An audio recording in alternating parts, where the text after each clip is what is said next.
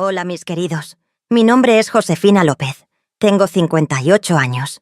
Y hoy voy a compartir con ustedes la historia más dolorosa, pero también la más liberadora de mi vida. Pero antes de empezar, quiero pedirles que le den like a este video, se suscriban al canal y comenten de qué estado nos están viendo. Eso me ayuda muchísimo a seguir contando mis historias a más gente como nosotras. Mujeres que hemos vivido cosas muy difíciles, pero que salimos adelante. Prepárense un cafecito, pónganse cómodos, porque esta historia es larga, pero créanme que vale la pena escucharla completa. Es la historia de cómo después de 15 años de humillaciones, traiciones y gritos constantes, una noche tomé la decisión más importante de mi vida: escaparme de mi casa con mis 3 hijos, sin decir absolutamente nada a nadie. Imagínense nomás, una mujer de 43 años en ese entonces, ama de casa, sin trabajo, sin dinero propio, con 3 niños de 8, 12 y 15 años, planeando en secreto durante meses cómo salir de una casa que se había convertido en un verdadero infierno. Hoy, 15 años después, puedo contarles esta historia porque finalmente encontré la paz y quiero que otras mujeres sepan que nunca es tarde para reconstruir nuestra vida. No van a creer todo lo que pasé, pero sobre todo no van a creer la fuerza que una puede encontrar dentro de una misma cuando nuestros hijos están en peligro. Porque créanme, mis queridos, cuando una madre decide que ya es suficiente, cuando decide que sus hijos no van a crecer viendo lo que ella vivió, es capaz de cosas que ni ella misma sabía que podía hacer. Esta historia comenzó hace muchos años, cuando yo era muy joven y creía que el amor lo podía todo. Ahora que soy una mujer mayor, que he vivido, que he sufrido, pero también que he renacido como el ave fénix, puedo decirles que el amor sin respeto no es amor. Es una trampa muy peligrosa en la que muchas caemos. Pero bueno, regresemos al principio, porque para que entiendan por qué tomé esa decisión tan drástica, necesito contarles cómo llegué hasta ahí. Necesito contarles sobre Raúl, mi exesposo, sobre nuestros primeros años juntos, sobre cómo poco a poco se fue convirtiendo en una persona que yo no reconocía, y sobre cómo yo me fui perdiendo en el camino hasta casi desaparecer por completo. Fíjense que cuando era más joven, yo pensaba que los matrimonios difíciles eran normales, que todas las parejas peleaban, que los hombres eran así por naturaleza. Crecí viendo a mi papá gritarle a mi mamá, viendo cómo ella se quedaba callada y aguantaba todo por nosotros los hijos. Pensé que eso era lo normal, que así funcionaban las familias mexicanas. Qué equivocada estaba, mis queridos. Qué equivocada estaba al pensar que el sufrimiento era parte del amor, que aguantar era sinónimo de ser una buena esposa y una buena madre. Hoy sé que una madre que se respeta a sí misma les enseña a sus hijos a respetar también, y una madre que no se deja maltratar les está enseñando a sus hijas que ellas tampoco tienen que soportar eso nunca. Mi historia comienza en 1982, cuando yo tenía apenas 17 años y vivía con mis papás en una casa pequeñita de Nezahualcóyotl, Estado de México. Éramos una familia de clase trabajadora. Mi papá era mecánico en un tallercito del Rumbo, y mi mamá lavaba ropa ajena para ayudar con los gastos. Teníamos lo necesario, pero nunca sobraba nada. Mi papá, don Roberto, era un hombre de carácter muy fuerte. Trabajaba desde las 6 de la mañana hasta las 8 de la noche. Llegaba cansado, estresado, y cualquier cosita lo sacaba de sus casillas. Mi mamá, doña Carmen, siempre andaba de puntitas para no molestarlo. «Silencio, que tu papá está descansando. No hagas ruido, que tu papá está comiendo. Mejor ve a tu cuarto, que tu papá anda de malas». Así crecí, pensando que las mujeres teníamos que volvernos invisibles para que los hombres estuvieran tranquilos.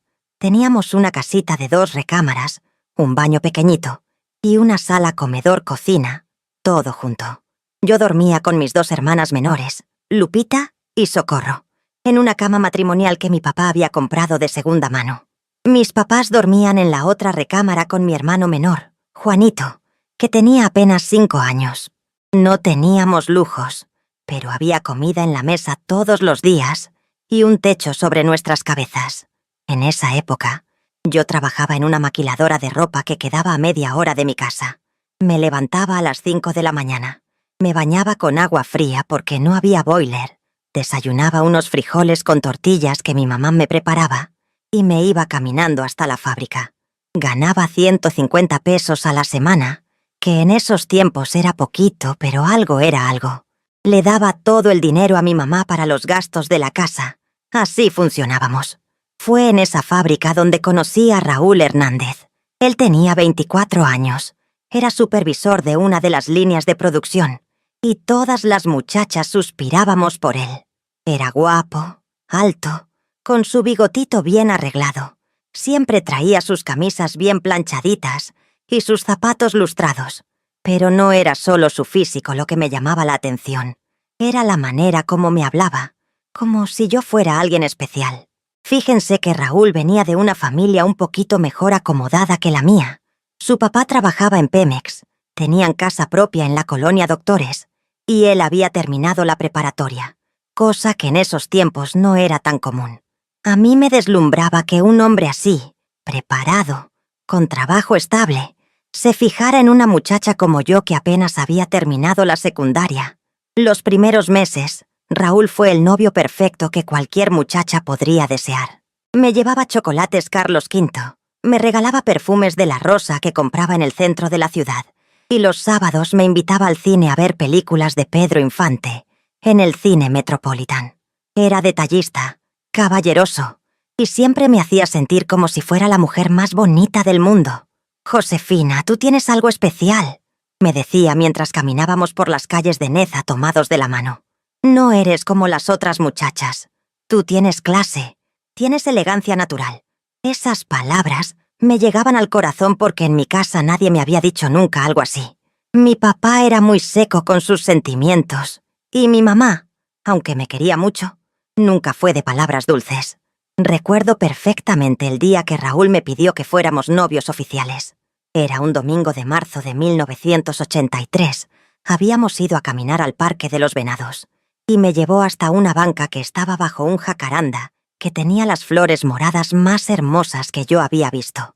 Se hincó, me tomó de las manos y me dijo: «Josefina López, ¿quieres ser mi novia formal? Porque yo ya sé que contigo me quiero casar algún día». Dios mío, mis queridos, yo me puse roja como jitomate. Tenía apenas 18 años. Nunca había tenido novio en serio. Y este hombre tan guapo, tan maduro, me estaba pidiendo ser su novia con intenciones de matrimonio. Le dije que sí con lágrimas en los ojos, y él me regaló una cadenita de oro con un corazoncito que todavía conservo hasta la fecha. Desde ese día, Raúl se volvió parte de mi familia. Llegaba a la casa los domingos, platicaba con mi papá de fútbol y de trabajo, le ayudaba a mi mamá con algunas cositas de la casa y jugaba con mis hermanos menores. Mi papá lo quería mucho porque decía que era un hombre trabajador y responsable. Y mi mamá estaba feliz porque veía que yo había encontrado un buen partido. «Mira, Josefina», me decía mi mamá mientras lavábamos los platos después de la cena dominical. «Raúl es un buen hombre. Viene de buena familia. Tiene trabajo estable. Y se ve que te quiere mucho. No lo dejes ir porque hombres así ya no se encuentran fácil». Esas palabras de mi mamá se me quedaron grabadas como si fueran una profecía. Durante el primer año de noviazgo, todo fue color de rosa. Raúl era atento, cariñoso y muy respetuoso conmigo. Nunca trataba de propasarse. Siempre me llevaba temprano a mi casa y hablaba con mucho cariño de nuestro futuro juntos. Planeábamos casarnos cuando yo cumpliera 20 años. Él ya tendría 27 y estaríamos más establecidos económicamente. Pero había pequeñas señales que en ese momento yo no sabía interpretar, que pensaba que eran muestras de amor, pero que después entendí que eran señales de alarma. Por ejemplo, a Raúl no le gustaba que yo platicara mucho con las otras muchachas de la fábrica. «Es que esas muchachas son muy libertinas, Josefina», me decía. «Tú eres diferente. Eres una señorita decente. No te juntes mucho con ellas, porque te van a meter ideas raras en la cabeza».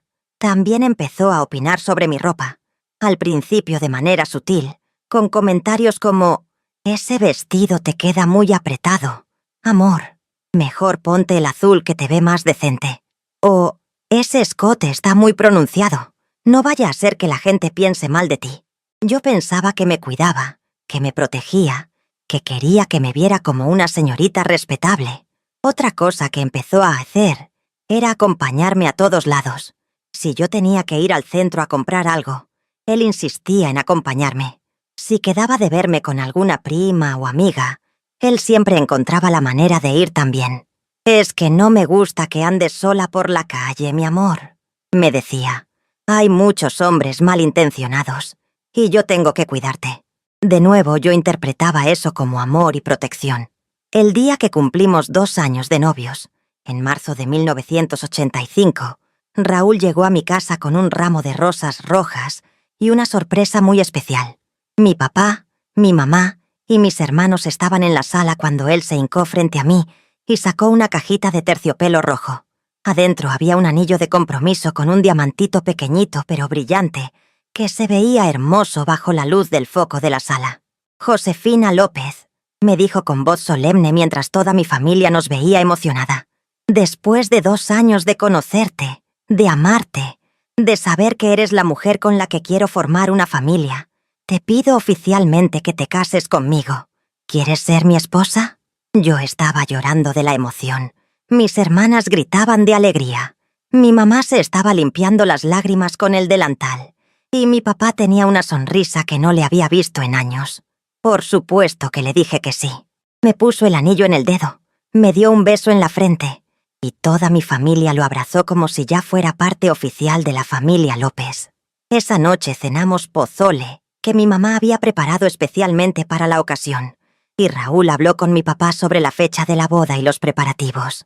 Decidimos casarnos en septiembre de 1985, cuando yo tendría 20 años cumplidos y él 28. Faltaban 6 meses para la boda. 6 meses que parecían una eternidad, pero que se fueron volando entre preparativos, ilusiones y sueños de nuestra vida juntos. Durante esos meses, empecé a notar que Raúl se ponía más posesivo, más controlador, pero yo lo justificaba pensando que eran nervios por la boda. Los preparativos para la boda fueron una mezcla de emoción y estrés que jamás voy a olvidar. Mi familia y yo teníamos que organizarlo todo con muy poco dinero, pero teníamos muchas ganas de que fuera una celebración bonita. Mi mamá empezó a ahorrar desde el día del compromiso, guardando peso por peso en una latita de galletas Marías que escondía detrás de los frijoles en la alacena. Raúl, por su parte, se hizo cargo de la iglesia, el salón y la música. Como él ganaba más que nosotros y su familia tenía mejor posición económica, acordamos que él pagaría los gastos grandes y nosotros nos haríamos cargo de mi vestido, las flores y la comida para la reunión después de la ceremonia. Su mamá, doña Esperanza, era una señora muy elegante pero también muy exigente, que desde el principio dejó claro que tenía estándares muy altos para la boda de su hijo. Recuerdo que fuimos juntos a ver varios salones en la zona de doctores, cerca de donde vivía la familia de Raúl. Había uno que a mí me gustaba mucho. Tenía jardincito, estaba bonito y el precio era razonable. Pero doña Esperanza arrugó la nariz y dijo: «Ay no, Raúl, este lugar está muy corriente. ¿Qué van a pensar nuestros invitados?» Al final escogimos un salón más caro que a mí no me gustaba tanto, pero que según su mamá era más apropiado para la clase social de la familia Hernández. Mi vestido lo mandamos a hacer con una costurera del barrio, doña Leticia, que tenía fama de hacer vestidos de novia muy bonitos y a buen precio. Era de satín blanco, con escote moderado porque mi mamá insistió en que fuera muy decente, con manga larga de encaje y una cola no muy larga porque se iba a ensuciar con el piso del salón. Me quedaba precioso, me hacía ver como una princesa, y cuando me lo probé por primera vez, me puse a llorar de la emoción. Pero conforme se acercaba la fecha de la boda, empecé a notar cambios en Raúl que me preocupaban un poquito. Se volvió muy crítico con todo lo que yo hacía o decidía. Si yo quería ciertas flores para mi ramo, él decía que esas no combinaban con la decoración del salón. Si yo sugería alguna canción para el vals, él la rechazaba diciendo que era muy corriente o que no iba con su personalidad. «Josefina, tienes que entender que ahora vas a ser mi esposa», me dijo un día que yo me quejé porque él había cambiado el menú sin consultarme. Una esposa tiene que apoyar las decisiones de su marido, no estar peleando por todo. Además, yo conozco mejor estas cosas porque tengo más educación y más mundo que tú. Esas palabras me dolieron mucho, pero las justifiqué pensando que tenía razón, que él sabía más que yo sobre cómo organizar eventos elegantes. También empezó a hacer comentarios sobre mi familia que me molestaban. Tu hermana Lupita está muy alzada. Debería comportarse más como señorita. O, tu papá toma mucha cerveza. Espero que no se vaya a emborrachar en la boda. O, tu mamá necesita comprarse un vestido más elegante. Que no la vayan a confundir con la sirvienta. Esos comentarios me lastimaban profundamente, pero yo no sabía cómo defenderlos sin causar problemas. La despedida de soltera la organizaron mis primas y las muchachas de la fábrica. Fue algo muy sencillo. Comimos tacos de canasta en casa de mi prima Rosa, tomamos cerveza Corona bien fría y nos pusimos a platicar de la vida de casadas y de cómo cambiaría mi vida después de la boda. Las muchachas me dieron muchos consejos, algunos buenos y otros que ahora sé que estaban muy equivocados. El secreto de un matrimonio feliz es que el hombre se sienta como el rey de la casa, me dijo mi prima Estela, que llevaba 5 años casada. Nunca lo contradigas en público. Siempre sírvele la comida calientita y mantén la casa impecable. Si él llega de mal humor del trabajo, mejor no le hables hasta que se le pase. Todas las demás asintieron como si eso fuera la sabiduría universal del matrimonio. Mi prima Socorro, que era soltera y trabajaba de secretaria en una oficina del centro, fue la única que me dijo algo diferente. Josefina, no te olvides de quién eres cuando te cases. Yo he visto muchas amigas que se casaron y se volvieron como fantasmas, que solo viven para complacer al marido y se olvidan de sus propios sueños. Pero las demás se burlaron de ella diciendo que por eso seguía soltera, que los hombres no querían mujeres muy independientes. El día de mi despedida de soltero, Raúl se fue con sus amigos a Garibaldi. Llegó a mi casa como a las 3 de la mañana, bastante tomado, diciendo que sus amigos le habían organizado una sorpresa y que había sido una noche de soltero que jamás iba a olvidar. Tenía olor a perfume que no era el mío, y cuando le pregunté de dónde venía ese olor, se enojó mucho y me dijo que no fuera celosa y desconfiada. ¿Así vas a ser cuando nos casemos?, me gritó. ¿Me vas a estar interrogando cada vez que salga con mis amigos? Porque si es así, mejor lo pensamos 2 veces. Esa fue la primera vez que Raúl me gritó, y yo me quedé helada del susto. Después se disculpó diciendo que era el alcohol, que estaba nervioso por la boda, que por favor lo perdonara porque él me amaba muchísimo y no quería pelear conmigo. La noche antes de la boda casi no pude dormir. Estaba emocionada, pero también tenía una sensación extraña en el estómago, como si algo no estuviera del todo bien. Me levanté varias veces a ver mi vestido colgado en el ropero, a revisar que todo estuviera listo para el día siguiente, a imaginarme cómo sería mi vida de casada en unos días más. Mi mamá se levantó conmigo una de esas veces que no podía dormir, y nos sentamos en la mesa de la cocina a tomar café de olla con canela. ¿Estás segura de que Raúl es el hombre correcto para ti, mija?, me preguntó de repente, tomándome de la mano, porque casarse es para toda la vida, y una vez que digas, sí acepto, ya no hay vuelta atrás. ¿Por qué me preguntas eso, mamá?, le dije yo, sorprendida de que me dijera eso justo la noche antes de la boda. He notado que últimamente Raúl es un poco dominante contigo, me respondió. Y también he visto que tú ya no sonríes como antes, que estás siempre preocupada por complacerlo. Eso no me gusta, Josefina. El matrimonio debe ser de 2, no de uno que manda y otro que obedece. Le dije que eran nervios míos, y de él, que después de la boda todo iba a estar bien, que Raúl me amaba y yo lo amaba a él, y que íbamos a ser muy felices juntos. Pero las palabras de mi mamá se me quedaron grabadas en la mente, como una semillita de duda que creció muchísimo en los años siguientes. El 15 de septiembre de 1985, día de nuestra boda, amaneció soleado y hermoso.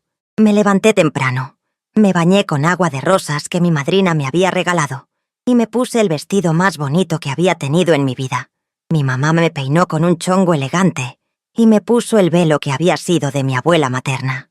Cuando me vi en el espejo, no me reconocí. Parecía una mujer totalmente diferente, mayor, más seria. La ceremonia fue en la iglesia de San Judas Tadeo, a las 6 de la tarde. Raúl estaba muy guapo con su traje negro, su corbata blanca y su cabello peinado con brillantina. Cuando me vio caminar hacia el altar del brazo de mi papá, se le llenaron los ojos de lágrimas y me sonrió de una manera que me derritió el corazón. En ese momento, todas mis dudas desaparecieron y solo sentí amor puro por el hombre con el que iba a pasar el resto de mi vida. El padre Martínez nos casó con una ceremonia muy bonita. Cuando llegó el momento de decir los votos, Raúl me tomó de las manos, me vio a los ojos y dijo: «Josefina, prometo amarte, respetarte y protegerte todos los días de mi vida.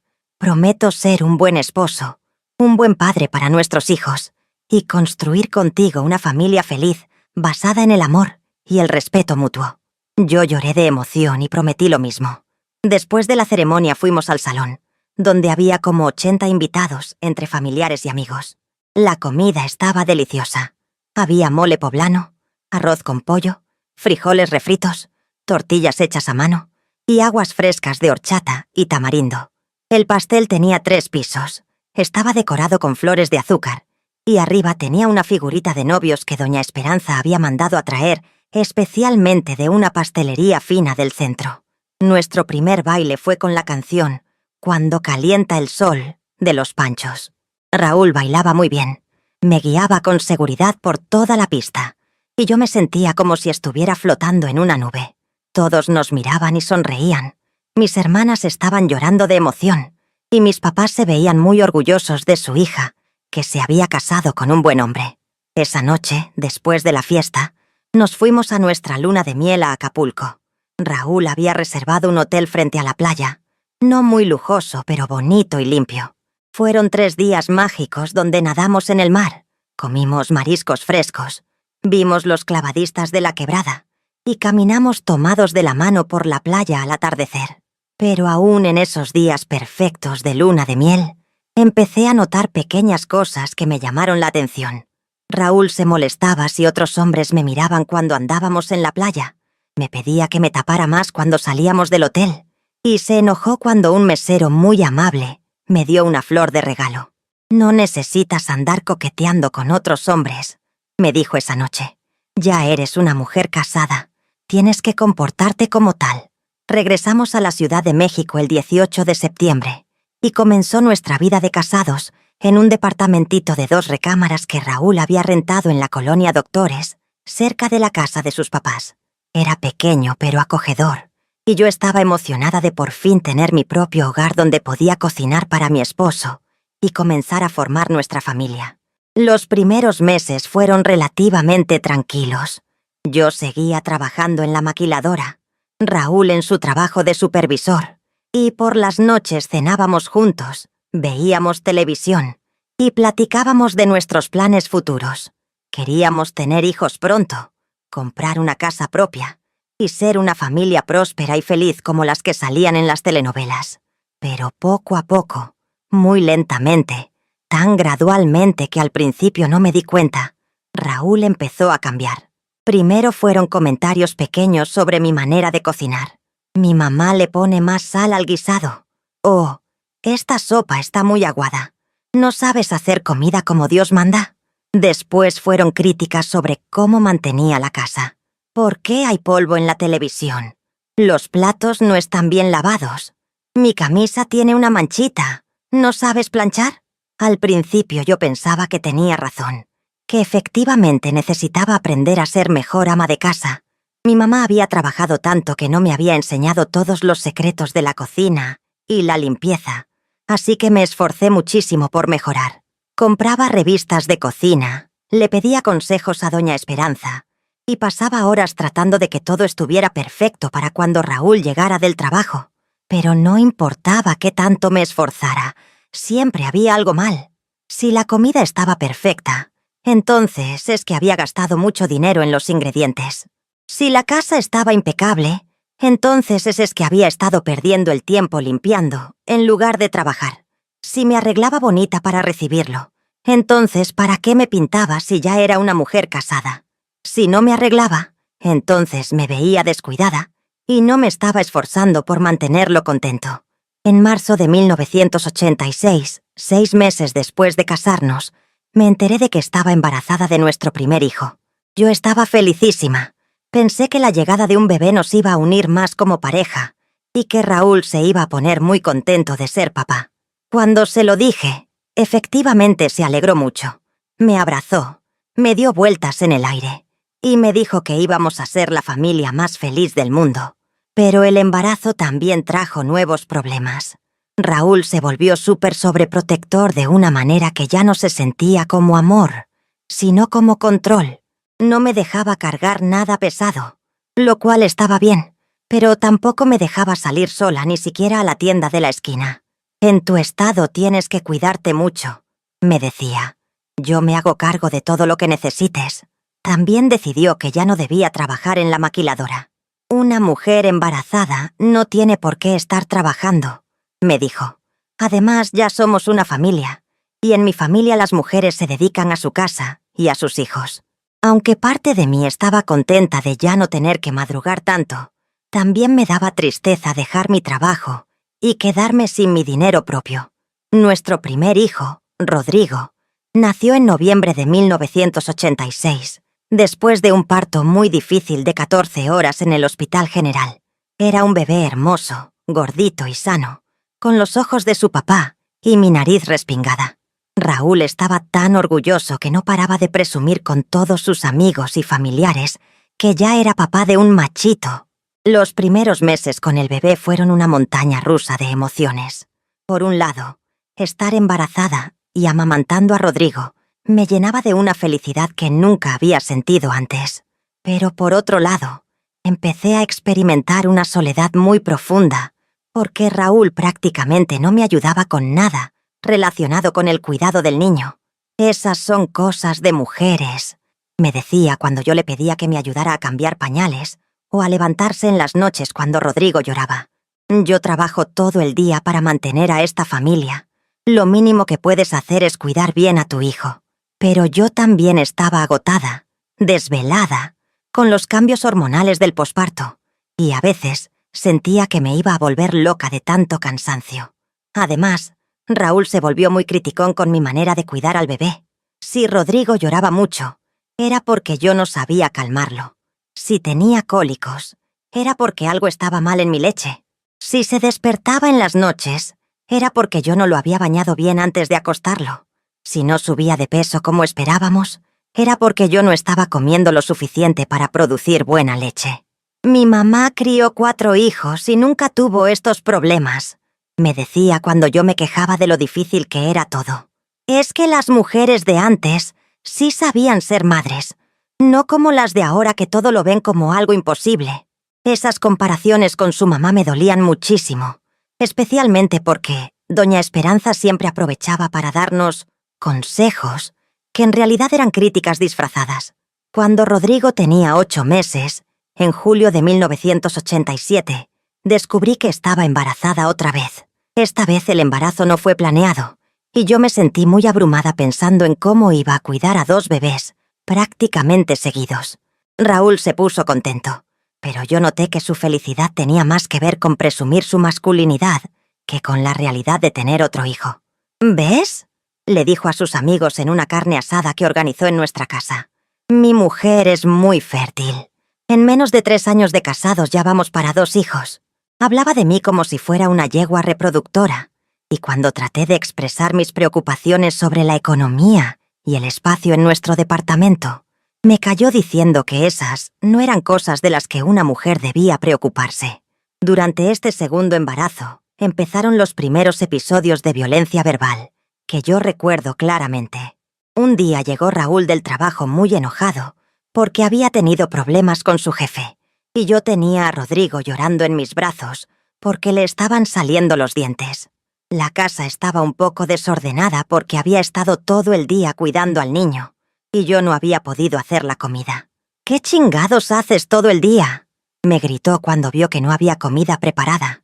Te quedas aquí todo el día sin hacer nada, viviendo como reina, mientras yo me mato trabajando para mantener a esta familia. Lo mínimo que puedes hacer es tener la comida lista cuando yo llego.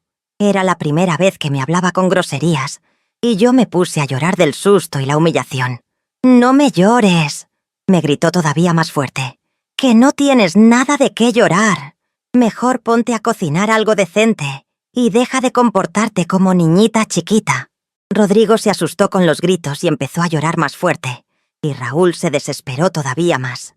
«Y calla a ese niño, que llegó del trabajo para descansar, no para escuchar lloriqueos». Esa noche, después de que Raúl se quedó dormido, yo me quedé despierta pensando en si así iban a ser las cosas a partir de ahora. Me acordé de las palabras de mi mamá la noche antes de la boda, y por primera vez empecé a preguntarme si había cometido un error al casarme tan joven con un hombre que en realidad no conocía tan bien como pensaba. Nuestra segunda hija, Andrea, nació en marzo de 1988. A diferencia de Rodrigo, ella fue un bebé muy tranquilo y dulce, pero Raúl no mostró la misma emoción que había mostrado con el primogénito. «Otra mujer en la casa», dijo cuando la vio por primera vez, como si fuera una decepción que no hubiera sido niño. «Espero que por lo menos sea bonita y no me salga alzada como tu hermana Lupita». Con 2 niños pequeños, mi vida se volvió un ciclo constante de cambiar pañales, dar de comer, lavar ropa a mano, limpiar la casa y tratar de que todo estuviera perfecto para cuando Raúl llegara del trabajo. No tenía tiempo para mí misma. No tenía amigas porque no salía a ningún lado. Y prácticamente no hablaba con nadie más que con mis hijos y con Raúl. Los fines de semana, cuando Raúl no trabajaba, en lugar de ayudarme con los niños, se iba con sus amigos a tomar cerveza o se quedaba viendo fútbol en la televisión. Si yo le pedía que me ayudara, me decía que sus días libres eran para descansar del trabajo, no para hacer trabajos de mujer. Si yo le sugerían que saliéramos los 4 a algún lado como familia, me decía que para qué, si los niños eran muy pequeños y solo íbamos a batallar. En 1989, cuando Andrea tenía 1 año y Rodrigo 2, nos cambiamos a una casa más grande en Nezahualcóyotl, cerca de donde vivían mis papás. Era una casa de 3 recámaras que rentábamos, con un patio pequeño donde los niños podían jugar. Yo estaba contenta de estar más cerca de mi familia, pero Raúl no estaba muy feliz con el cambio, porque decía que Neza era muy nacos y que él venía de mejor clase social. Fue en esa casa donde empezaron los primeros episodios de violencia física. Un día Raúl llegó y la comida no estaba lista porque Andrea había estado enferma toda la mañana y yo había estado cuidándola. Cuando le expliqué lo que había pasado, se enojó muchísimo y me empujó contra la pared. «Siempre tienes una pinche excusa para todo», me gritó mientras me tenía apoyada contra la pared. «¿Cuándo vas a aprender a ser una esposa como Dios manda? Mi mamá nunca le dejó a mi papá sin comida, estuviera enferma o no estuviera». El empujón no me había lastimado físicamente, pero me dejó muy asustada porque nunca había puesto las manos encima de mí. Después se disculpó. Me dijo que había tenido un día muy difícil en el trabajo, que me amaba muchísimo y que nunca volvería a pasar. Me trajo flores, me llevó a cenar a un restaurante bonito y durante varias semanas fue el esposo perfecto que había sido al principio de nuestro matrimonio. Yo pensé que había sido un momento de locura, que en realidad no era su forma de ser, pero los episodios se empezaron a repetir cada vez con más frecuencia. Primero era un empujón, después una cachetada, después jalones de cabello cuando yo no entendía lo que él me estaba diciendo. Siempre después venían las disculpas, los regalos, las promesas de que nunca volvería a pasar, y períodos de tranquilidad donde él era cariñoso y atento. En 1990 me embaracé por 3ª vez. Para entonces yo ya tenía 25 años, pero me sentía como si tuviera 40. Estaba siempre cansada, siempre estresada, siempre caminando en cascarones de huevo para no hacer nada que molestara a Raúl. Cuando le dije del embarazo, no se emocionó nada. «Otro hijo que mantener», fue lo único que dijo. Miguel, nuestro tercer hijo, nació en junio de 1991. Con 3 niños menores de 5 años, mi vida se volvió un caos completo. No tenía tiempo para nada, no dormía más de 3 horas seguidas, y Raúl cada vez se involucraba menos en la crianza de los niños. «Yo trabajo para mantenerlos», decía cuando yo le pedía ayuda. Tú encárgate de criarlos. Fue alrededor de esa época cuando empecé a sospechar que Raúl me estaba siendo infiel. Llegaba tarde sin explicaciones creíbles. Tenía olor a perfume que no era el mío. Y había encontrado un número de teléfono de mujer en uno de sus pantalones cuando los lavaba. Cuando le pregunté sobre estas cosas, se enojaba muchísimo y me acusaba de ser celosa y desconfiada. ¿Con qué tiempo voy a andar con otras mujeres si trabajo todo el día?, me gritaba. ¿No te das cuenta de que todo lo que hago es por esta familia? Pero no, tú prefieres inventarte telenovelas en tu cabeza, en lugar de agradecer que tienes un marido trabajador. Y después me pegaba por ponerlo en duda y faltarle al respeto con mis acusaciones. Para 1995, cuando los niños tenían 8, 7 y 4 años, mi vida era un infierno diario. Raúl me gritaba por todo, me controlaba cada peso que gastaba, me revisaba las cuentas del mandado como si fuera una empleada ladrona, y me golpeaba por cualquier cosa que considerara que estaba mal hecha. Los niños empezaron a ver estas escenas, y eso me dolía más que todos los golpes que él me pudiera dar. Rodrigo, el mayor, empezó a desarrollar un carácter muy agresivo. Le pegaba a sus hermanos, contestaba mal en la escuela, y tenía pesadillas constantes. Andrea se volvió una niña muy callada y miedosa, que se escondía debajo de la cama cuando papá llegaba enojado. Miguel, el más pequeño, tenía problemas para hablar y se hacía pipí en la cama casi todas las noches. Yo sabía que este ambiente estaba dañando a mis hijos, pero no sabía cómo salir de ahí. No tenía dinero propio, no tenía trabajo, no tenía a dónde ir con 3 niños. Mi familia sabía que las cosas no estaban bien, pero en esa época hablar de violencia doméstica era un tabú muy grande. Los trapos sucios se lavan en casa, me decía mi mamá cuando yo trataba de contarle algunas cosas. Para el año 2000, cuando cumplimos 15 años de casados, yo ya era una sombra de la mujer que había sido. Tenía 35 años, pero me veía de 45. Siempre traía ojeras. Había bajado mucho de peso porque no tenía apetito, y vivía en un estado constante de ansiedad y miedo. Los niños ya eran más grandes. Rodrigo tenía 13, Andrea 12 y Miguel 9, y habían normalizado los gritos y golpes como parte de la vida familiar. Los episodios de violencia habían escalado muchísimo. Ya no eran solo cachetadas o empujones, sino golpes con puño cerrado, jalones de cabello que me arrancaban mechones enteros, y una vez hasta me aventó un plato que me abrió una cortada en la frente que tuve que explicar en el centro de salud, diciendo que me había caído en el baño. Raúl había desarrollado un sistema muy efectivo para controlarme completamente. Me daba un gasto semanal de apenas 200 pesos para la comida de 5 personas. Me pedía las cuentas exactas de cada peso gastado, y si algo no le cuadraba, me acusaba de estar robándole o de estar gastando dinero en pendejadas.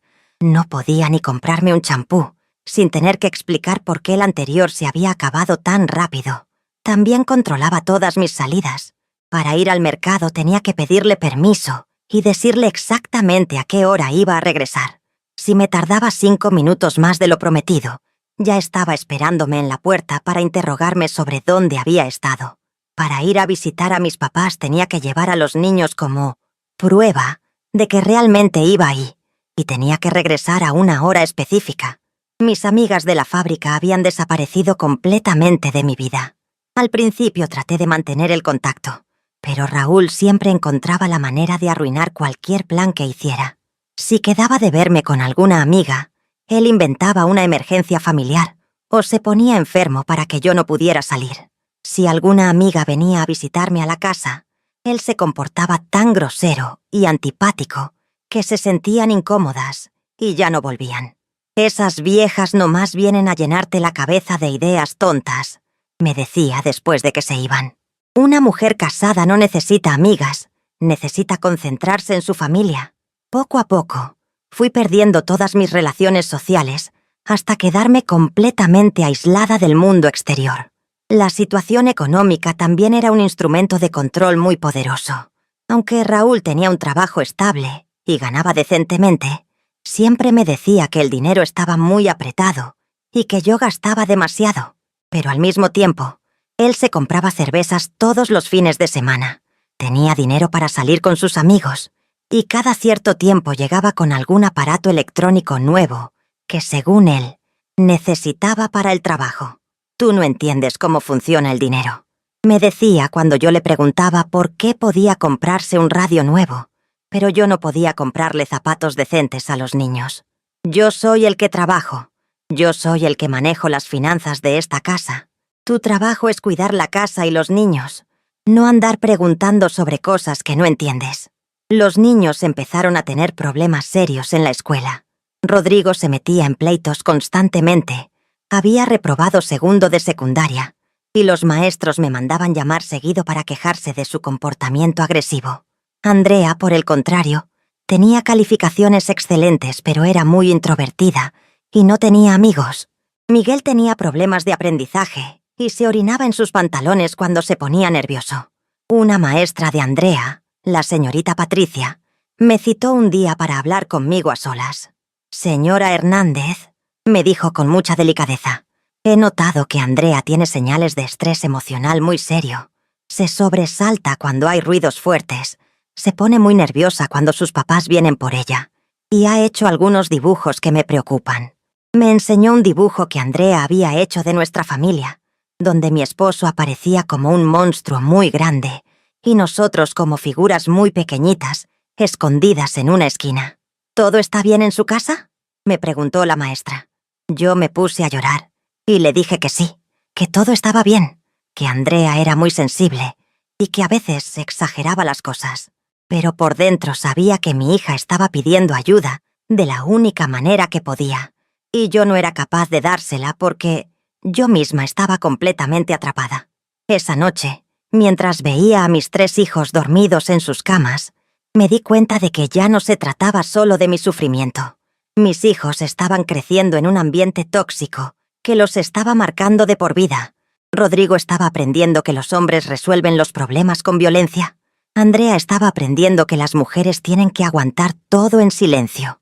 Y Miguel estaba desarrollando problemas emocionales que lo iban a afectar para siempre. Fue entonces cuando empecé a pensar por primera vez en la posibilidad de separarme. Pero inmediatamente me llenó el terror. ¿A dónde iba a ir con 3 niños? ¿Cómo los iba a mantener si no tenía trabajo ni dinero? ¿Qué iba a pasar si Raúl se enojaba y trataba de quitármelos? ¿Cómo iba a explicarle a mi familia que mi matrimonio había sido un fracaso? También sabía que Raúl jamás me iba a dejar ir en paz. Ya me había amenazado varias veces, diciendo que si algún día se me ocurría dejarlo, me iba a quitar a los niños y me iba a hacer la vida imposible. «Nadie te va a creer a ti sobre mí», me decía, «porque todo el mundo sabe que yo soy un hombre trabajador y responsable, y tú no eres nadie sin mí». En el año 2001 empezaron a pasar cosas que me llenaron de una rabia que no había sentido nunca antes. Raúl ya no se conformaba con gritarme y pegarme a mí, sino que empezó a gritarles a los niños también, especialmente a Rodrigo. «Eres un inútil, igual que tu madre», le gritaba cuando el niño no entendía algo de la tarea. «Van a ser unos buenos para nada porque tienen una madre que no sabe educarlos». Una noche, Raúl llegó muy tomado y se enojó porque Miguel había dejado un juguete en la sala. Le gritó tanto al niño que Miguel se puso a llorar del susto. Y cuando traté de defenderlo, Raúl me pegó una bofetada tan fuerte que me tiró al suelo delante de mis 3 hijos. Andrea empezó a llorar. Rodrigo se interpuso entre su papá y yo para protegerme, y Miguel se escondió debajo de la mesa del comedor. «Ya no le pegues a mi mamá», le gritó Rodrigo a su papá, con sus 14 años y toda la valentía del mundo. Raúl se puso furioso de que su hijo lo hubiera desafiado y le dio una cachetada que lo mandó contra la pared. En ese momento supe que la situación había llegado a un punto de no retorno, que ya no se trataba solo de mi seguridad, sino de la seguridad de mis hijos. Esa noche, después de que Raúl se quedó dormido, abracé a mis 3 hijos en mi cama y les prometí en voz bajita que las cosas iban a cambiar, que yo los iba a proteger, que íbamos a encontrar la manera de ser felices sin tanto miedo. No sabía cómo, pero sabía que tenía que hacer algo antes de que la situación empeorara todavía más. Al día siguiente, cuando Raúl se fue al trabajo, busqué en el directorio telefónico y marqué a un número que había visto en un anuncio de la televisión. La línea de ayuda para mujeres víctimas de violencia doméstica. Me temblaban las manos mientras marcaba, y cuando una señora muy amable me contestó, no pude hablar durante varios segundos, porque se me había cerrado la garganta de la emoción. ¿Se encuentra usted en peligro inmediato?, me preguntó la señora. No en este momento, le dije, pero necesito ayuda. Tengo 15 años casada y mi esposo me pega. También les pega a mis hijos. Ya no sé qué hacer. Fue la primera vez que dije esas palabras en voz alta, que admitía ante alguien más lo que estaba pasando en mi casa. La señora me explicó que había refugios para mujeres maltratadas, que había programas de ayuda económica, que había abogados especializados en casos de violencia doméstica. Pero también me dijo que tenía que estar muy segura de lo que quería hacer, porque dejar a un esposo violento era un proceso muy peligroso que requería mucha planeación y preparación. El momento más peligroso para una mujer víctima de violencia doméstica es cuando trata de dejar a su agresor, me explicó. Tiene que planear todo muy cuidadosamente, preparar una ruta de escape, tener todos sus documentos importantes listos y, sobre todo, tiene que hacerlo cuando él no se lo espere. Esas palabras se me quedaron grabadas como si fueran una fórmula matemática para salvar mi vida y la de mis hijos. Colgué el teléfono y me quedé sentada en la mesa de la cocina durante mucho tiempo, pensando en todo lo que había escuchado. Por primera vez en 15 años, sentí que había una luz al final del túnel, que existía la posibilidad real de escapar de esa pesadilla. Pero también sentí mucho miedo, porque sabía que si Raúl llegaba a sospechar algo, las consecuencias podían ser terribles. Esa tarde, cuando los niños regresaron de la escuela, me senté con ellos en la sala y les hablé muy en serio. «Hijos, quiero que sepan que lo que pasa en esta casa no es normal», les dije. «Los papás no deben pegarle a las mamás, ni gritarles a los hijos como nos grita su papá. Esto no es culpa de ustedes, no es culpa mía, y no tenemos que seguir viviendo así». Rodrigo, que ya tenía 14 años, me dijo, «Mamá, yo ya sabía que esto no estaba bien. Mis amigos de la escuela no viven así en sus casas. Yo he estado esperando a crecer para poder defenderte mejor». Andrea, con 12 años, me abrazó y me dijo, «Mamá, ya no quiero tener miedo cuando papá llega del trabajo». Y Miguel, con apenas 9 años, me preguntó, «¿Podemos irnos a vivir a otro lado donde papá no nos grite?». Les expliqué que íbamos a hacer un plan para irnos de la casa, pero que tenía que ser un secreto absoluto porque, si su papá se enteraba, nos podía hacer mucho daño. «Tienen que seguir comportándose normal», les dije, «pero por dentro tienen que estar preparados para cuando llegue el momento de irnos». A partir de ese día, mi vida se dividió en dos partes completamente diferentes. Por fuera, seguía siendo la misma Josefina de siempre. La esposa sumisa que tenía la comida lista, la casa limpia y que no contradecía a su marido. Pero por dentro, me había convertido en una mujer con una misión: planear meticulosamente nuestro escape de esa prisión que había sido nuestro hogar durante tantos años. La primera cosa que hice fue empezar a guardar dinero en secreto. Cada vez que iba al mercado, pedía cambio de billetes grandes y me quedaba con monedas de 1 y 5 pesos que escondía dentro de una bolsa de frijoles que tenía en la despensa. También empecé a inventar gastos falsos. Se acabó el detergente. Necesito comprar medicinas para Miguel. Andrea necesita material para un proyecto de la escuela. Peso por peso, moneda por moneda. Fui juntando un pequeño fondo de emergencia. En 3 meses había logrado ahorrar 850 pesos. No era mucho dinero, pero era algo. Sabía que con eso podíamos sobrevivir unas 2 semanas si éramos muy cuidadosos con los gastos. Guardaba el dinero envuelto en una bolsa de plástico, metido dentro de un calcetín viejo, escondido en el fondo de mi caja de medicinas, donde sabía que Raúl nunca revisaba. También empecé a preparar nuestros documentos importantes. Poco a poco, fui sacando copias de las actas de nacimiento de los niños, mi acta de matrimonio, mi credencial de elector y las cartillas de vacunación de los niños. Todo lo guardaba en una carpeta que escondía debajo del colchón de mi cama, en una esquina donde era imposible que Raúl la encontrara por accidente. Pero la parte más difícil del plan era encontrar un lugar a donde ir. No podía llegar a casa de mis papás porque iba a ser el primer lugar donde Raúl nos iba a buscar, y además no quería poner a mi familia en peligro. Tampoco tenía amigas cercanas porque él me había aislado de todas durante tantos años. Necesitaba encontrar un lugar donde pudiéramos escondernos, por lo menos unas semanas mientras pensaba en qué hacer a largo plazo. Fue entonces cuando me acordé de mi prima Claudia, la hermana de mi mamá que vivía en Guadalajara. Claudia y yo habíamos sido muy cercanas cuando éramos niñas, pero habíamos perdido el contacto cuando me casé, porque Raúl siempre ponía pretextos para no ir a visitarla. Sabía que Claudia se había divorciado años atrás y que vivía sola con su hija en una casa que había heredado de sus papás. Un día que Raúl estaba trabajando y los niños estaban en la escuela, junté valor y le hablé por teléfono. Cuando escuchó mi voz después de tantos años, se puso contentísima. «Josefina, qué gusto escucharte, prima. ¿Cómo has estado? ¿Cómo está la familia?» Su voz cálida y cariñosa me dio mucha tranquilidad y decidí arriesgarme a contarle la verdad. «Claudia, necesito pedirte un favor muy grande», le dije con la voz temblorosa. «Mi matrimonio está muy mal. Raúl me pega, les pega a los niños, y necesito escaparme de mi casa con ellos. ¿Crees que podríamos quedarnos contigo unas semanas mientras encuentro trabajo y un lugar donde vivir?» Se hizo un silencio largo del otro lado de la línea, y por un momento pensé que me iba a colgar. «Ay, Josefina», me dijo finalmente con mucha tristeza en la voz. Yo me imaginaba que algo así estaba pasando porque hacía años que no sabíamos nada de ti. «Claro que pueden venir, prima. Esta casa es muy grande y aquí van a estar seguros.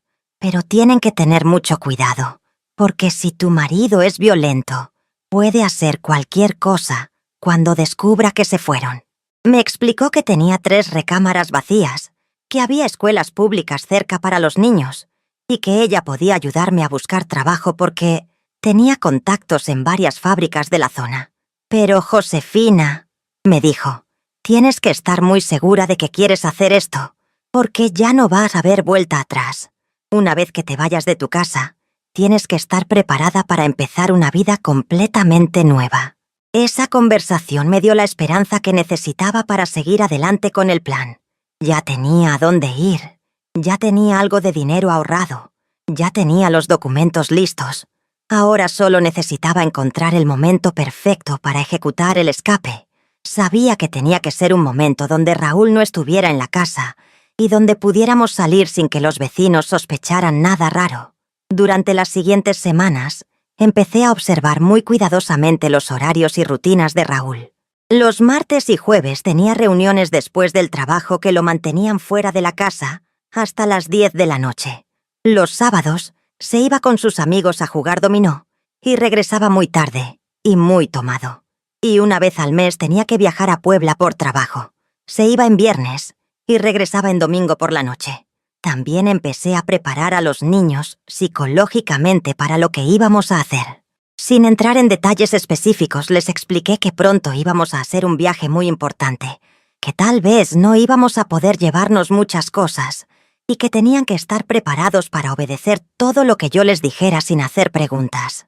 «¿Nos vamos a ir para siempre?», me preguntó Andrea una noche que estábamos platicando en su cama. «No lo sé, mija», le respondí honestamente. «Tal vez sí, tal vez no. Pero lo que sí sé es que necesitamos alejarnos de aquí por un tiempo para estar seguros y tranquilos». Rodrigo, que ya era más grande y entendía mejor la situación, me dijo: «Mamá, yo te voy a ayudar con lo que necesites.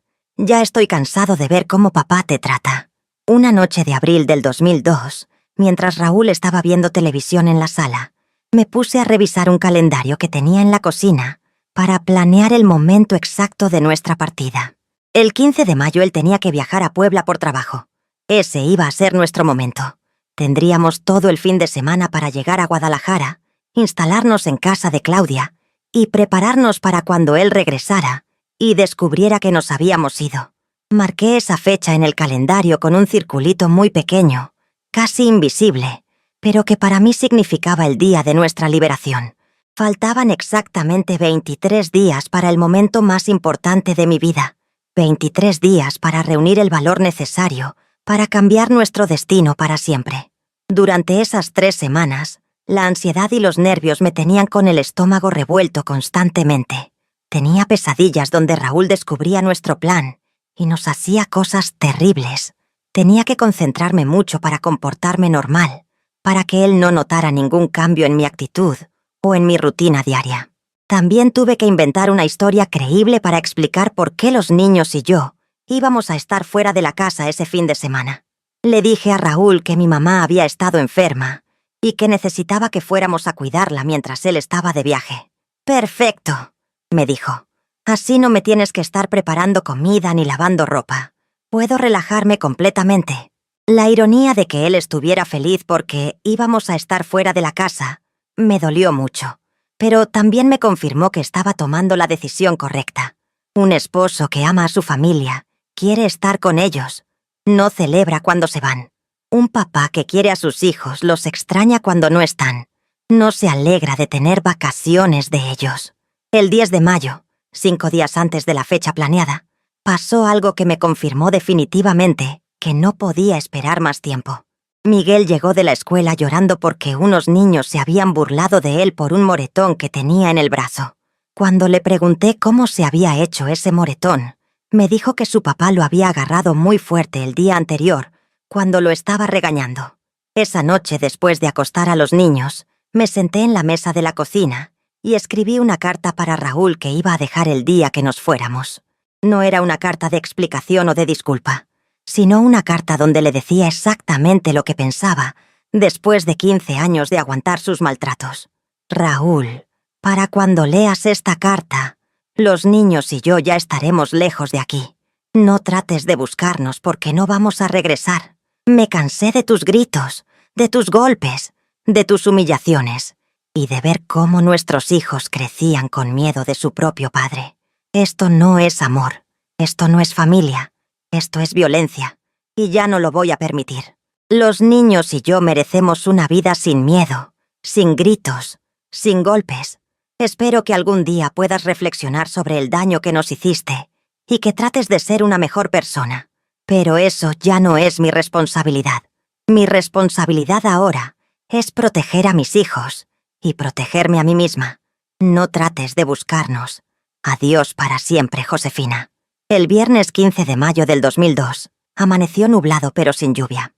Raúl se levantó temprano, se bañó, se vistió con su traje azul marino que usaba para los viajes de trabajo y desayunó sin decir mucho. Yo me estaba muriendo de nervios por dentro, pero traté de comportarme completamente normal. Le serví su café con 2 cucharadas de azúcar como siempre. Le preparé tortas de jamón para el camino y hasta le planché una camisa extra para que se llevara. «Regreso el domingo como a las 8 de la noche», me dijo mientras se ponía el saco. «Cuando llegue, quiero encontrar la casa limpia y la comida lista». Me dio un beso seco en la mejilla, agarró su maleta pequeña y se fue sin voltear a despedirse de los niños que estaban desayunando en la cocina. Era la última vez que lo veía como su esposa. En cuanto escuché que su carro arrancó y se alejó de la casa, me quedé parada en la puerta durante varios minutos, asegurándome de que realmente se había ido. Después cerré la puerta con seguro, me recargué contra ella, y por primera vez en años sentí que podía respirar profundamente. El plan que había estado preparando durante meses finalmente iba a convertirse en realidad. «Niños», les dije cuando entré a la cocina donde todavía estaban desayunando. «Ha llegado el momento. Hoy nos vamos a ir de esta casa para siempre». Rodrigo, que ya tenía 15 años, se puso de pie inmediatamente y me preguntó: «¿Qué necesitas que haga, mamá?». Andrea me abrazó y me dijo: «Por fin, mamá. Ya no quiero vivir aquí». Y Miguel, aunque no entendía completamente lo que estaba pasando, se emocionó porque pensó que íbamos de vacaciones. Les expliqué que teníamos que empacar muy rápido, pero solo lo más necesario porque no podíamos cargar muchas maletas. Cada uno puede llevarse una mochila con su ropa más importante, sus zapatos y tal vez un juguete especial.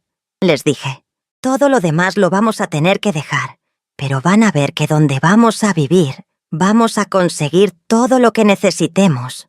Rodrigo empacó sus pants favoritos, 3 mudadas de ropa interior, 2 camisetas, sus tenis y una pelota de fútbol que le había regalado mi papá años atrás. Andrea se llevó 3 vestidos, su ropa interior, sus zapatos escolares y una muñeca que había sido de mi mamá y que ella adoraba. Miguel empacó su ropita, sus zapatos y un carrito de juguete que siempre dormía con él. Yo empaqué muy rápido también. Ropa para varios días, mis documentos importantes, el dinero que había estado ahorrando, algunas medicinas básicas y una foto de mis papás que tenía en mi buró. También metí la carta que había escrito para Raúl en un sobre y la dejé en la mesa de la cocina, donde sabía que la ibas a encontrar cuando regresara. A las 11 de la mañana ya estábamos listos para irnos. Cada uno tenía su mochila en la espalda. Yo cargaba una bolsa extra con comida para el viaje y teníamos los 850 pesos que había estado ahorrando. Antes de salir de la casa, me detuve en la puerta y me di la vuelta para ver por última vez el lugar donde había vivido tantos años de sufrimiento. Era una casa pequeña, pero había sido mi hogar durante tanto tiempo que se me hizo muy raro pensar que nunca más iba a dormir en esa cama, nunca más iba a cocinar en esa estufa, nunca más iba a sentarme en esa mesa. Pero también pensé en todos los gritos que habían resonado en esas paredes, en todas las lágrimas que había derramado en ese piso, en todo el miedo que habíamos sentido en cada uno de esos cuartos. «¿Estás bien, mamá?», me preguntó Andrea cuando me vio parada en la puerta. «Sí, mija», le dije. «Solo me estoy despidiendo». Y después cerré la puerta, puse el seguro por última vez y comenzamos a caminar hacia la estación de autobuses. El camino hacia la central de autobuses se me hizo eterno. Cada persona que veíamos en la calle me daba miedo de que fuera alguien conocido que le fuera a contar a Raúl que nos había visto caminando con maletas. Cada carro que pasaba me hacía voltear para asegurarme de que no fuera él, regresando inesperadamente de su viaje. Los niños caminaban en silencio, entendiendo la gravedad del momento. Cuando llegamos a la central de autobuses, busqué la taquilla de la línea que iba a Guadalajara. 4 boletos a Guadalajara en el próximo autobús, por favor, le dije al señor de la taquilla con la voz temblándome un poquito. El próximo sale a las 2 de la tarde, me dijo. Son 320 pesos. Era mucho dinero de lo poco que tenía, pero no había otra opción. Compramos los boletos y nos fuimos a sentar en las bancas de la sala de espera. Faltaban 3 horas para la salida del autobús. 3 horas que se me hicieron las más largas de mi vida.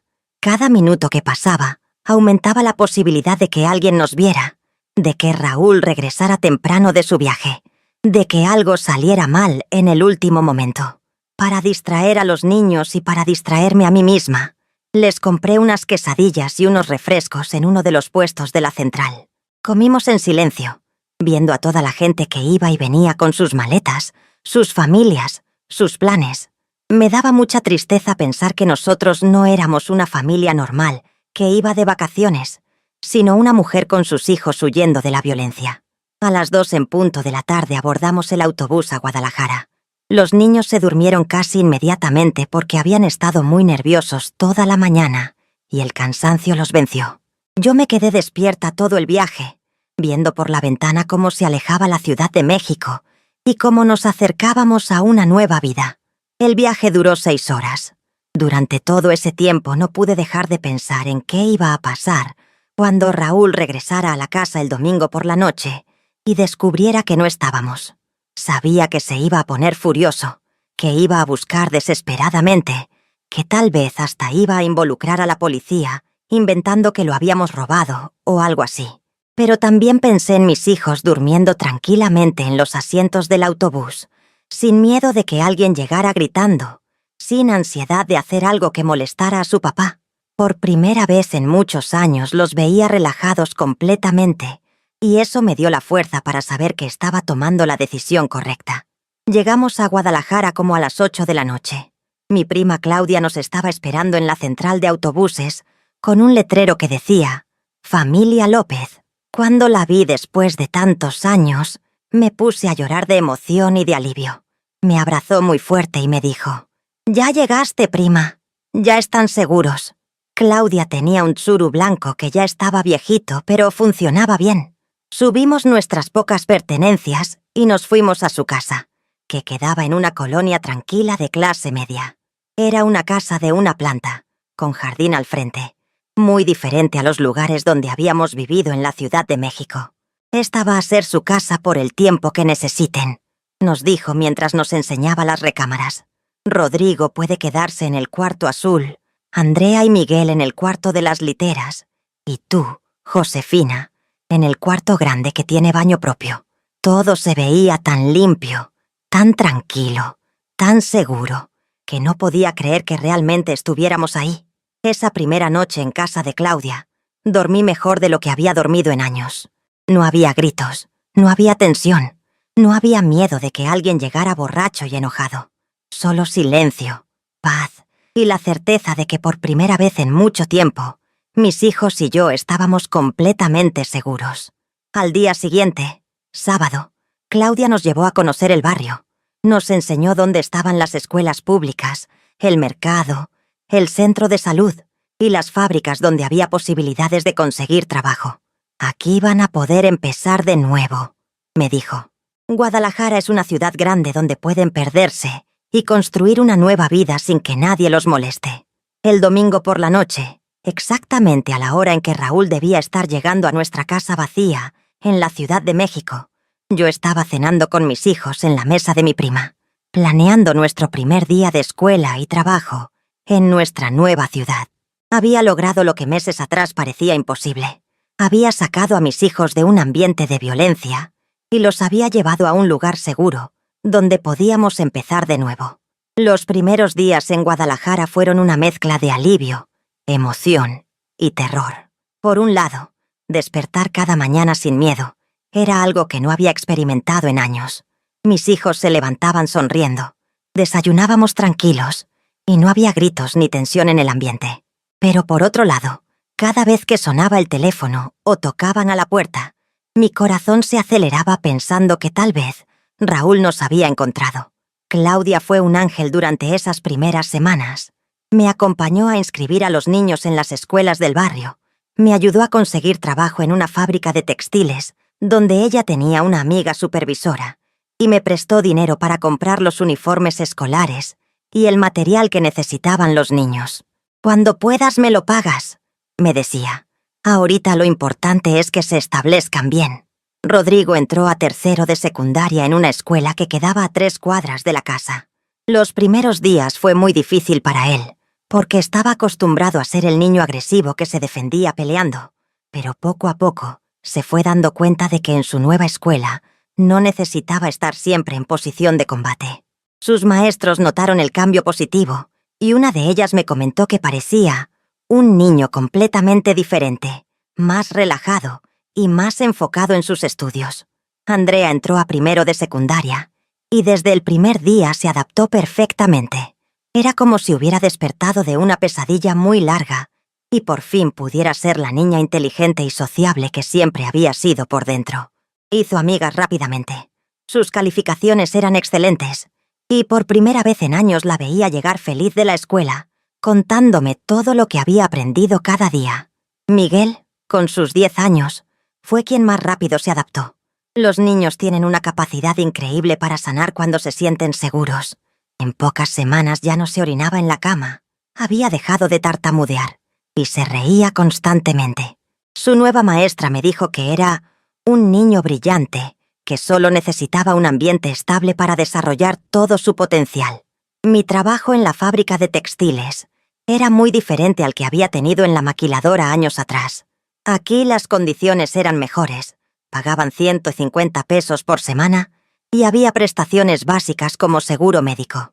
No era mucho dinero, pero era suficiente para ayudar con los gastos de la casa y para ir ahorrando poco a poco para cuando pudiéramos independizarnos completamente.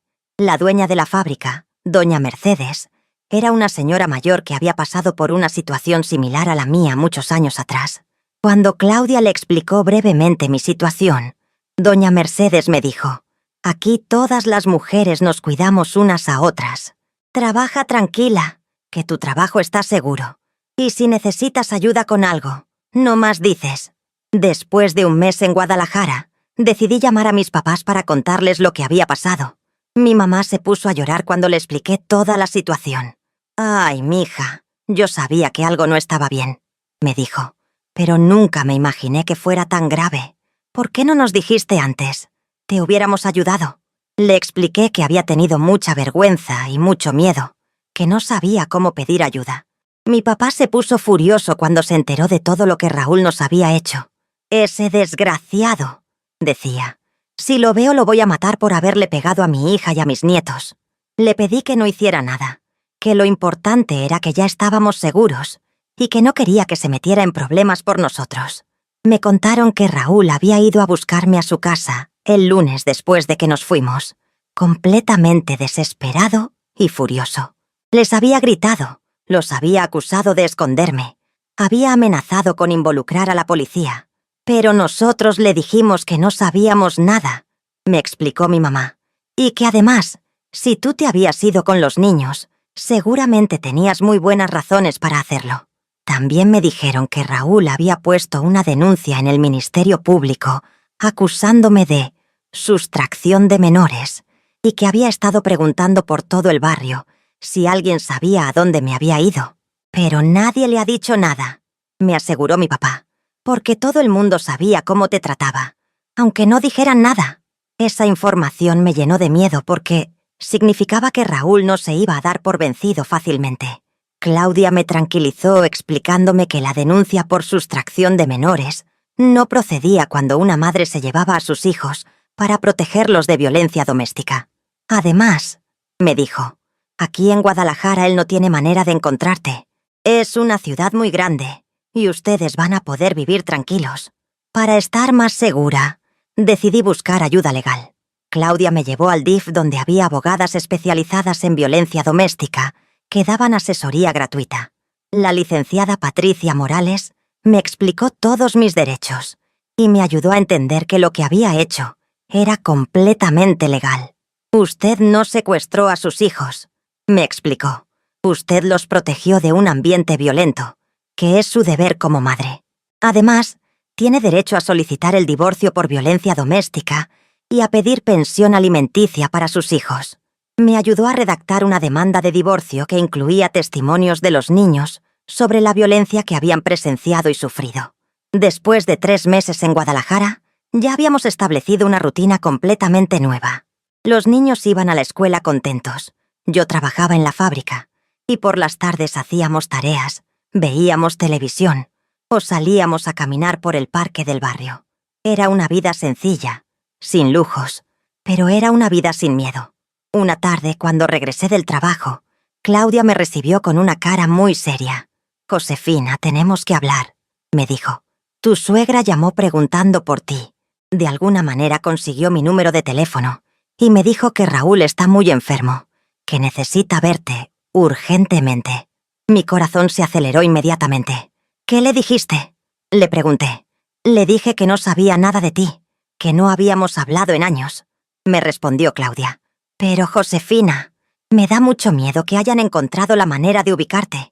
Tal vez tenemos que tomar más precauciones». Esa noche no pude dormir pensando en qué haríamos si Raúl llegaba a Guadalajara a buscarnos. Tenía ahorrados como 400 pesos de mi trabajo, pero no era suficiente para mudarnos a otra ciudad. Además, los niños ya estaban adaptados a sus escuelas, tenían amigos, y no quería desarraigarlos otra vez, a menos que fuera absolutamente necesario.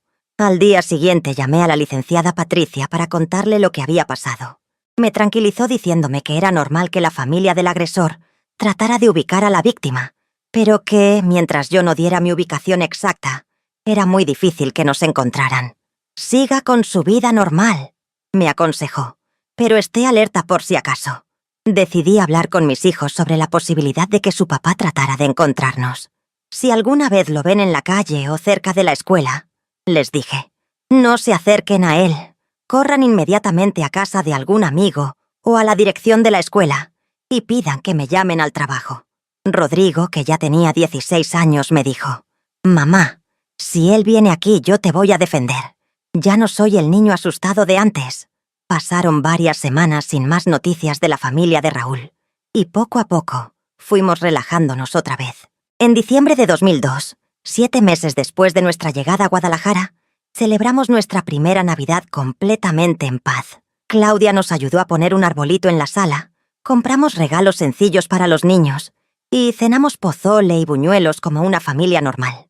Esa Nochebuena, mientras veía a mis hijos jugando con sus regalos nuevos, riéndose sin miedo, sin ansiedad, sin la tensión que habían cargado durante tantos años. Supe que había tomado la decisión correcta. No importaba todas las dificultades que habíamos pasado. No importaba lo incierto del futuro. Lo que importaba era que mis hijos, por fin, estaban creciendo en un ambiente sano. En enero de 2003, recibí una sorpresa muy bonita. Doña Mercedes me ofreció un puesto de supervisora en la fábrica.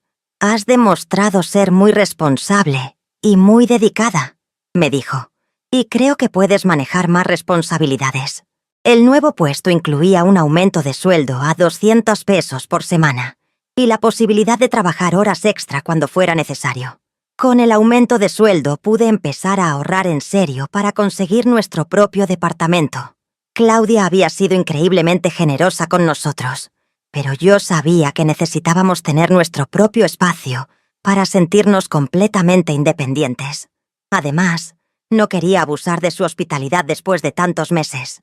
En marzo de 2003, exactamente un año después de haber empezado a planear nuestra escape, encontré un departamento pequeño pero bonito a 3 cuadras de casa de Claudia. Tenía 2 recámaras, un baño, sala-comedor y cocina. La renta era de 800 pesos al mes, pero con mi nuevo sueldo y las horas extra podía pagarlo sin problemas. El día que nos mudamos a nuestro propio departamento fue uno de los días más emocionantes de mi vida. Era la primera vez que tenía mi propia casa, sin un hombre controlador, sin miedo, sin violencia. Cada mueble que comprábamos, cada decoración que poníamos, cada decisión que tomábamos, era completamente nuestra. Rodrigo se inscribió en preparatoria y empezó a trabajar los fines de semana en una tienda de deportes para ayudar con los gastos. Andrea seguía sacando excelentes calificaciones y había desarrollado un talento increíble para el dibujo. Miguel se había convertido en un niño completamente normal, alegre, con muchos amigos en la escuela. Para esa época ya había pasado más de un año sin saber nada de Raúl. A veces me preguntaba qué habría sido de él, si habría reflexionado sobre todo el daño que nos había hecho, si habría buscado ayuda para controlar su violencia. Pero la mayor parte del tiempo ni siquiera pensaba en él. Mi vida estaba completamente enfocada en el presente y en el futuro que estábamos construyendo. En 2004, 2 años después de nuestro escape, finalmente me llegó la notificación de que el divorcio había sido concedido por el juzgado. Raúl nunca se presentó a las audiencias, nunca contestó las demandas, simplemente desapareció del proceso legal. La licenciada Patricia me explicó que eso era común en casos de violencia doméstica. Los agresores prefieren no enfrentar las consecuencias legales de sus actos. El día que recibí el papel oficial del divorcio, me puse a llorar, pero no de tristeza, sino de alivio. Después de 18 años, finalmente era libre legalmente. Ya no era la esposa de Raúl Hernández, ya no tenía ninguna obligación con él, y él ya no tenía ningún derecho sobre mí ni sobre mis hijos. La década que siguió a nuestro escape fue la época más próspera y feliz de mi vida. Sin la presión constante de vivir con miedo, mis hijos y yo pudimos desarrollar nuestro verdadero potencial y construir la familia amorosa que siempre habíamos merecido. Rodrigo terminó la preparatoria con muy buenas calificaciones y consiguió una beca para estudiar Administración de Empresas en la Universidad de Guadalajara. Trabajaba por las tardes en un banco y estudiaba por las mañanas. Se convirtió en un joven responsable, trabajador y, sobre todo, respetuoso con las mujeres. «Nunca voy a ser como mi papá», me decía. «Voy a tratar a mi esposa como a una reina cuando me case». Andrea desarrolló un talento increíble para el arte y el diseño. Después de secundaria, estudió diseño gráfico en una escuela técnica y empezó a trabajar en una agencia de publicidad.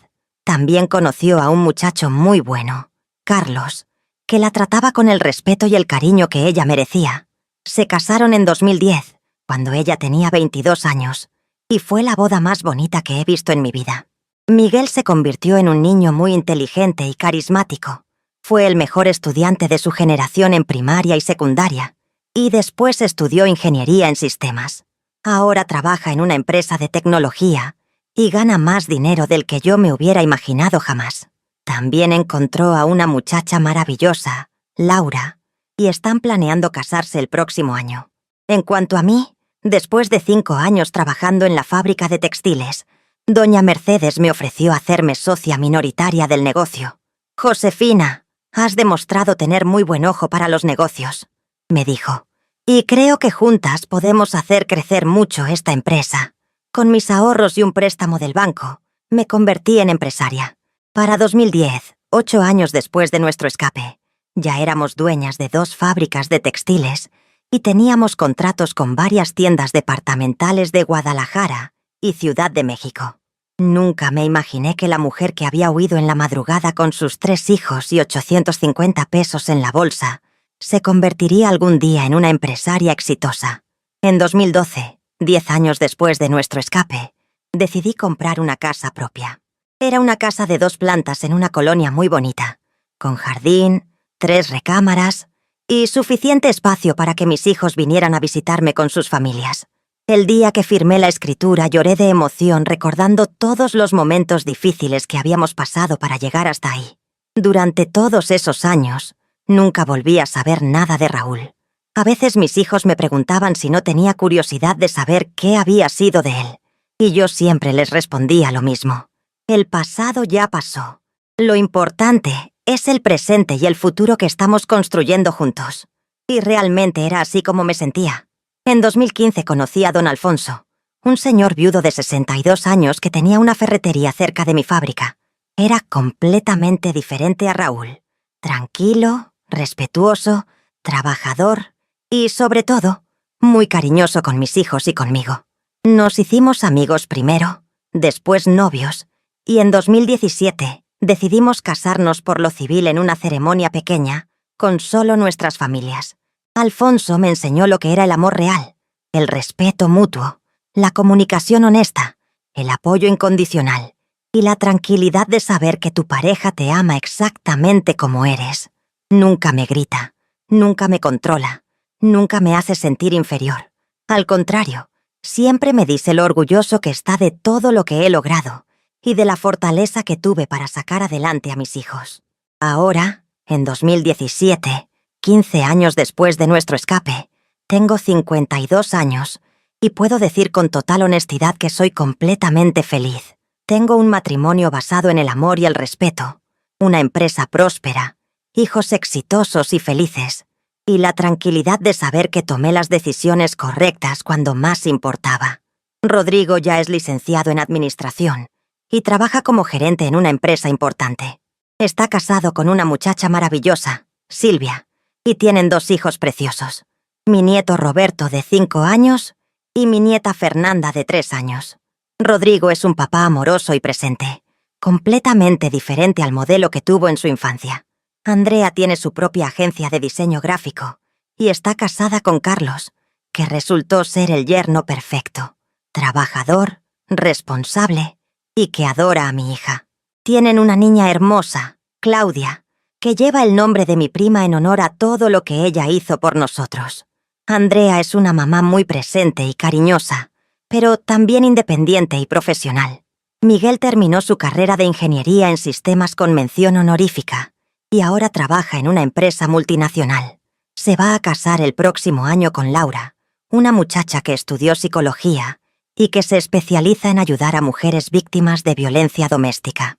Es como si el destino hubiera puesto en nuestras vidas a personas que entienden la importancia de sanar las heridas del pasado.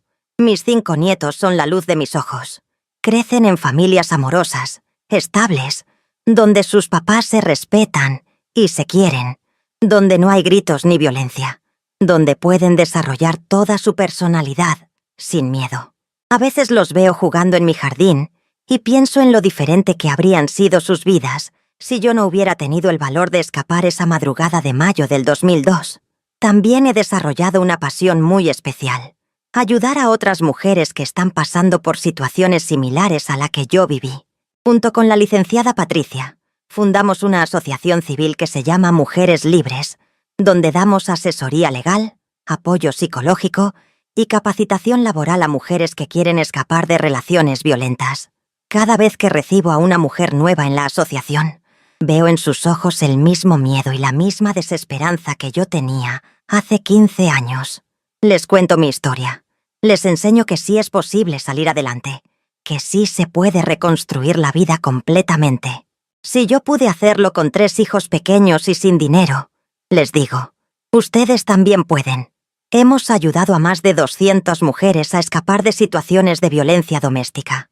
Algunas llegan golpeadas, otras llegan con sus hijos asustados, otras llegan solo con la ropa que traen puesta, pero todas llegan con algo en común, el valor de haber decidido que merecen una vida mejor.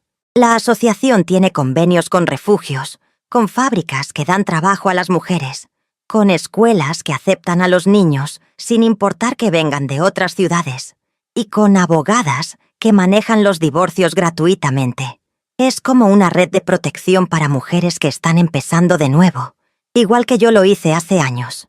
Una de las cosas más gratificantes de mi trabajo en la asociación es ver cómo las mujeres van recuperando su autoestima y su fuerza interior. Llegan quebradas, humilladas, convencidas de que no valen nada, y poco a poco van descubriendo que son capaces de cosas increíbles. Algunas se vuelven empresarias, otras estudian carreras que siempre habían soñado, otras simplemente aprenden a ser felices siendo madres solteras. También trabajamos mucho con los hijos de estas mujeres, porque sabemos que los niños que crecen viendo violencia necesitan ayuda psicológica para sanar y para no repetir los patrones que vivieron. Tenemos psicólogos infantiles que trabajan con ellos, y también grupos de apoyo donde pueden platicar con otros niños que han pasado por situaciones similares. En 2016 me invitaron a dar una conferencia en el Congreso de Jalisco sobre violencia doméstica y las dificultades que enfrentan las mujeres para denunciar y escapar de estas situaciones. Era la primera vez que hablaba públicamente sobre mi historia personal, y estaba muy nerviosa porque iba a estar frente a diputados, funcionarios gubernamentales y periodistas.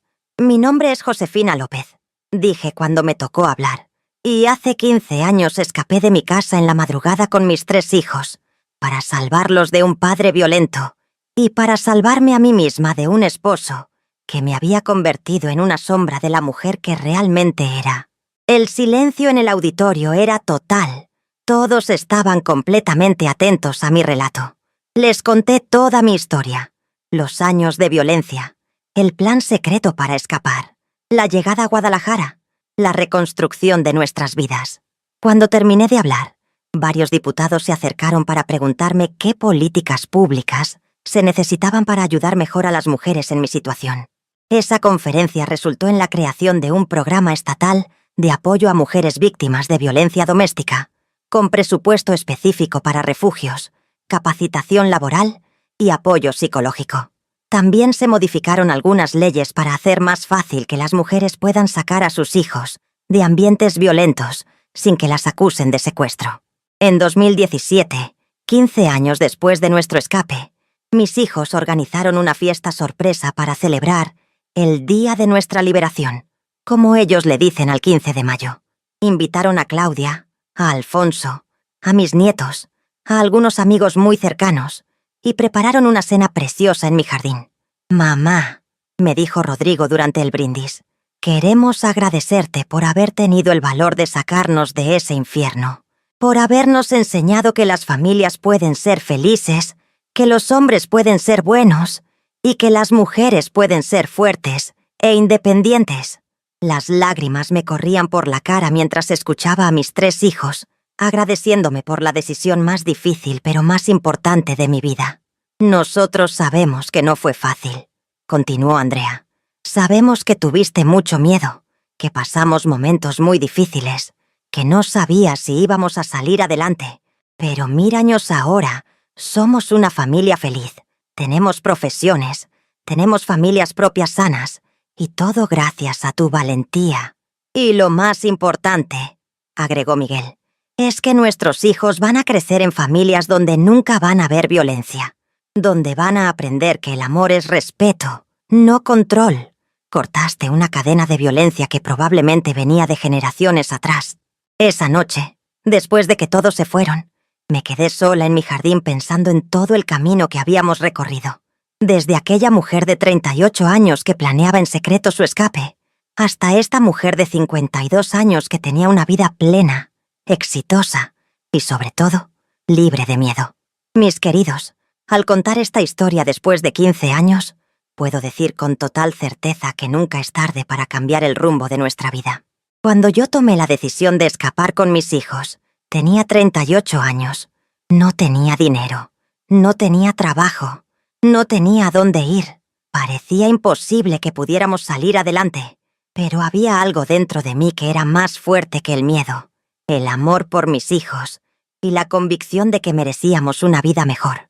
Ese amor fue el que me dio la fuerza para planear durante meses, para ahorrar peso por peso, para juntar el valor necesario para dar el paso más importante de mi vida.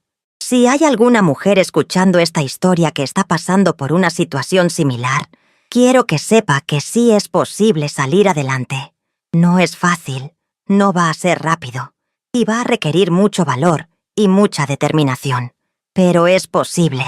Yo soy la prueba viviente de que una mujer puede reconstruir completamente su vida y la de sus hijos cuando toma la decisión de no seguir aceptando lo inaceptable.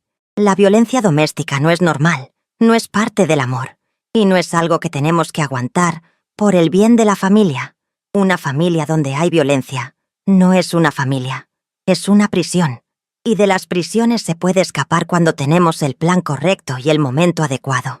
También quiero decirles a las mujeres jóvenes que me escuchan, aprendan a reconocer las señales de un hombre controlador desde el principio. Si su novio les dice cómo vestirse, si se molesta cuando hablan con otras personas, si las aísla de su familia y amigos, si las critica constantemente o las hace sentir menos, esas son señales de alarma muy serias. El amor verdadero no controla, no humilla, no aísla, no lastima. El amor verdadero respeta, apoya, celebra nuestros logros y nos hace sentir libres de ser nosotras mismas. Si una relación les quita paz en lugar de dárselas, si les quita confianza en lugar de fortalecerlas, esa no es la relación correcta para ustedes. A los hijos de familias violentas, quiero decirles que nada de lo que pasa en su casa es culpa de ustedes.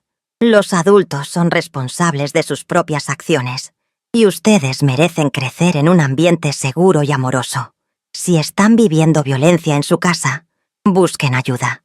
Hablen con un maestro, con un familiar de confianza, con un psicólogo escolar. No están solos y hay gente que los puede ayudar.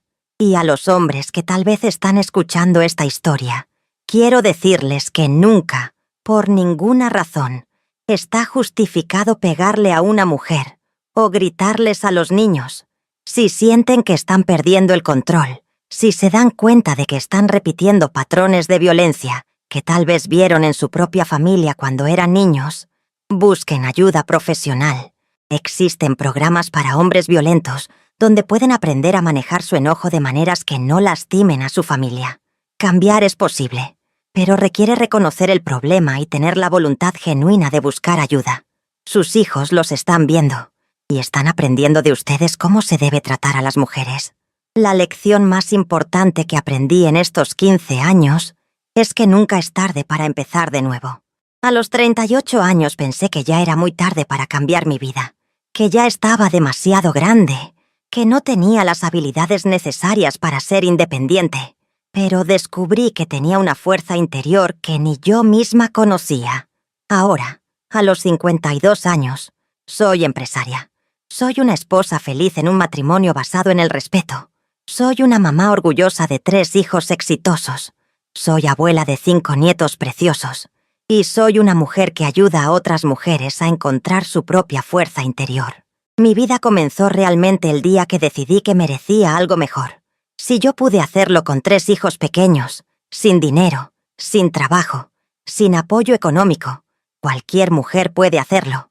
Lo que se necesita es la decisión firme de que ya no vamos a aceptar ser maltratadas, la paciencia para hacer un plan cuidadoso, el valor para ejecutar ese plan y la determinación para seguir adelante, aunque el camino sea difícil. También aprendí que pedir ayuda no es una debilidad, es una fortaleza. Mi prima Claudia fue fundamental en mi historia. La licenciada Patricia me ayudó con los aspectos legales. Doña Mercedes me dio una oportunidad laboral y muchas otras personas me tendieron la mano cuando más lo necesitaba. Hay gente buena en el mundo que está dispuesta a ayudar. pero tenemos que tener el valor de pedirla. A todas las mujeres que me escuchan les digo, ustedes son más fuertes de lo que creen, más capaces de lo que imaginan, y merecen ser tratadas con respeto y amor. No se conformen con menos de lo que merecen. No permitan que nadie las haga sentir pequeñas, insignificantes o dependientes.